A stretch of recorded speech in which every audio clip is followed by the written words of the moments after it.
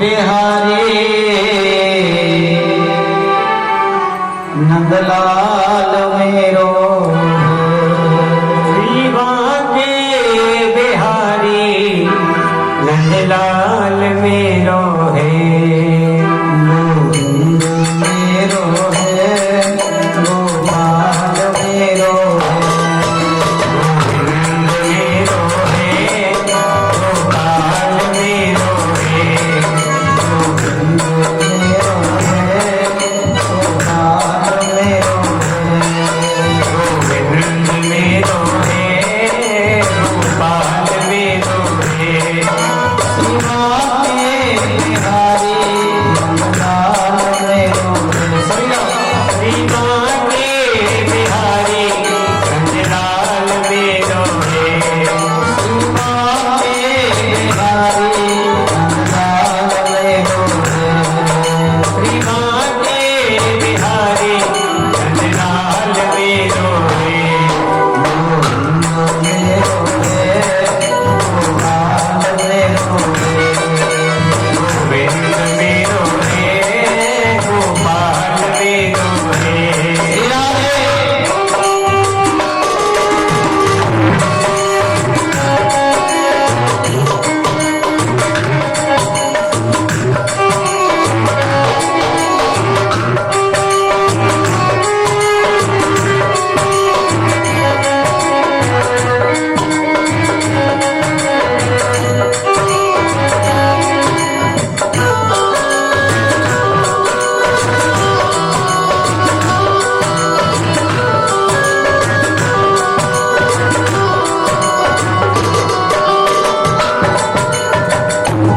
मुरली बंजैया लाल मेरो है वो तो मुरली बंजैया नंदलाल मेरो है लाल मेरो है वो तो नाग नंदैया नंदलाल मेरो है वो लाल मेरो है वो तो गौए कन्हैया नंदलाल मेरो है वो तो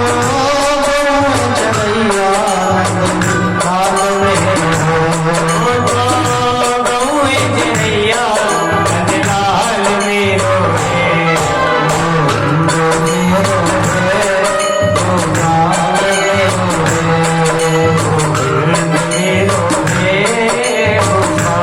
मेरो है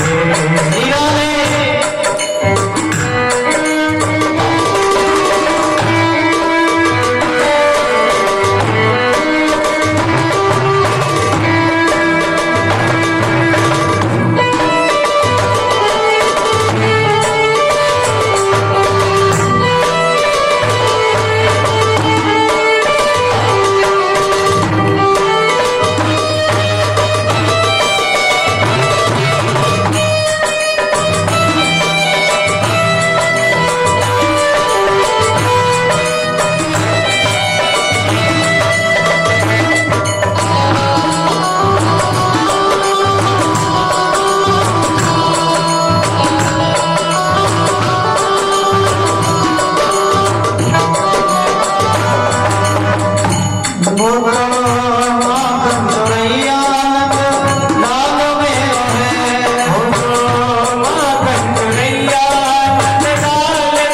है वो तो चीर चुरैया नंदलाल मेरो है वो तो चीर चुरैया नंदलाल मेरो है वो तो गौए कन्हैया नंदलाल मेरो है वो तो गौए कन्हैया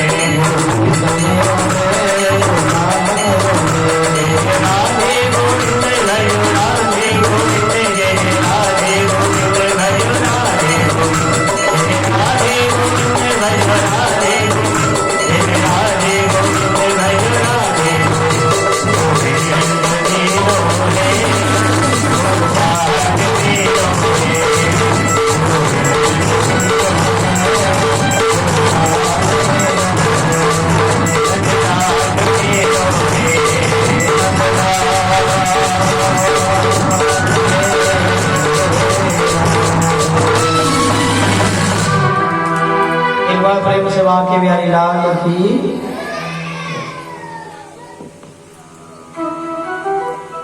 सूत जी महाराज कहते हैं ऋषियों, श्रीमद् भागवत महापुराण सप्ताह ज्ञान यज्ञ का यहाँ शुभारंभ करते हैं।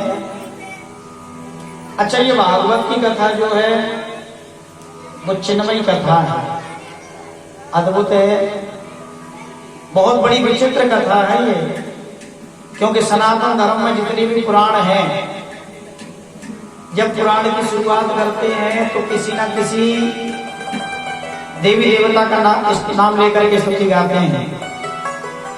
भगवान विष्णु पुराण में विष्णु की वंदना, शिव पुराण में बाबा भोलेनाथ की वंदना, देवी भागवत में माँ भगवती की जगदम्बा की वंदना। लेकिन व्यास भगवान ने भागवत कथा को जो लिखा है, इसमें किसी भी देवी देवता का नाम लेकर के स्तुति नहीं गाई, केवल स्तुति जो गाई है ना, वो केवल सत्य की गाई है। अच्छा, सत्य की क्यों गाई? क्योंकि सत्य ही राम है, सत्य ही कृष्ण है, सत्य ही नारायण है। तो आइए हम आप लोग भी उसी सत्य की मिलकर के वंदना करेंगे प्रेम से। क्योंकि भागवत में सर्वप्रथम श्लोक में भी उन्होंने सत्य को कहा है, जन्माद सतोन्वयादितर चाते विसर्ग स्वराट तेने ब्रह्मोहदाय कवये मुह्यन्त यत् सूर्यया तेजो वार्मदां यथा विनिमयो यत्र सर्वो यमृषा धाम्ना स्वेन सदा निरस्तकुहकम् सत्यं परमो धीमहि। जन्मादशतोन्वया। अच्छा, श्लोक का भी बड़ा सुंदर वर्णन है। जिस परमात्मा की मात्र इच्छा शक्ति से सारा विश्व बन जाता है, सारे विश्व का पालन हो जाता है और सारा विश्व नष्ट हो जाता है, ऐसा है वो परमात्मा जिसने स्वयं ब्रह्मा जी को भी वेदार्थक किया है। सत्यम परम धीमहि, और उन्हीं परमात्मा ने 3 सर्ग यत्र सर्गो यमर्षा 3 सर्ग बनाए। ऐसा तो केवल कृष्ण है जिन्होंने 3 सर्ग बनाए। पहला सर्ग मथुरा में जन्म हुआ, गोकुल गांव पहुंचे। तो गोविंद भगवान सबसे पहले गोकुल पहुंचे हैं। गोकुल में 4 साल कम से कम रहे। इसके बाद में वृंदावन पहुंचे। वृंदावन में दूसरा सर्ग भगवान ने बनाया। फिर कंस को मार करके आखिरी में द्वारका पहुंचे। तो जिन्होंने 3 सर्ग बनाए हैं वो परमात्मा कृष्ण। यत्र सर्गो यमृषा। आइए ऐसे भगवान को नहीं आपको बार बार प्रणाम करें। इसीलिए तो कहा है सत्यम परम धीमहि, सत्य के मार्ग पर चलने का प्रयास करें। सत्य के मार्ग में चलने का प्रयास करेंगे तो पूजा भी सार्थक होगी, रोज मंदिर जाना भी सार्थक होगा, भगवान की कथाओं में आना भी सार्थक होगा। सबसे पहले तो सत्य की वंदना करें। जब सत्य की वंदना हम आप लोग मिलकर करेंगे तो फिर सत्य के मार्ग पर चलने का प्रयास करेंगे। ये नहीं कि हम कथा में आ गए, पंडित जी ने कला बनवाए और बैठ के कथा सुने और दिन भर झूठ बोले, सब बेकार हो जाएगा, सब व्यर्थ हो जाएगा। इसलिए कोशिश करें जितना मुंह सत्य निकले। लेकिन कई लोग कहते हैं पंडित जी हमारा तो बिजनेस ना चले बिना झूठ बोले। हाँ, एक बात झूठ बोल करके 100 कमाएंगे, 100 आगे चल के वो खत्म हो जाएंगे सब। और सत्य बोल करके 10 कमाएंगे ना, 10 वो 10 आगे बढ़ेंगे। तो कहने का भाव क्या है, सबसे बड़ा ही धर्म जो है वो सत्य है। असत्याद परा अधर्मो असत्य से बढ़कर के कोई भी, कहते हैं कि झूठ से बढ़कर कोई भी असत्य नहीं है, ध्यान दें, कोई पाप नहीं है। इसलिए कोशिश करें कि सत्य के मार्ग पर चलने का प्रयास करें। गोस्वामी जी भी तुलसीदास जी रामायण में लिखते हैं जो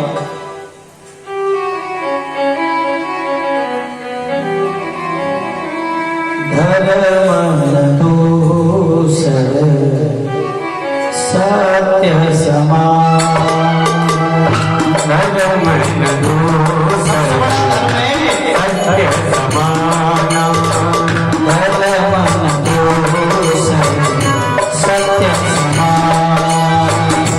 धर्म दूसर सत्य समान, सत्य समान, धर्म दूसरे सत्य समान, आगम निगम पुराण पठाया, आगम निगम पुराण पठाया, आगम निगम पुराण पठाया, आगम निगम पुराण पठाया। धर्म न दूसरा सत्य समाना, आगम निगम पुराण बखाना, ये पुराणों में लिखा है। इसलिए कोशिश करें सत्य के मार्ग में चलने का। सत्य बता रहा हूं, जितना सत्य के मार्ग पर चलने का प्रयास करेंगे उतनी ही पूजा सार्थक होगी। आइए दूसरे श्लोक में भी धर्म का निरूपण किया। ये धर्म क्या है? अभी मैंने कहा कि धर्म न दूसरा सत्य समाना, ये धर्म क्या है? भागवत जी में धर्म का निरूपण किया गया है। व्यास भगवान ने फिर दूसरा श्लोक लिखा, बड़ा सुंदर वर्णन इस श्लोक में है। धर्मं प्रोञ्जतो केतवोऽत्र परमो नरः शरणं सता, वेद्यं मात्रमात्रमास्तु सेवेदम् तापत्रयो नमूलनम्। भागवत में अगर परम धर्म का निरूपण किया जाए, ये भागवत में परम धर्म जो है वो केवल कृष्ण कथा है।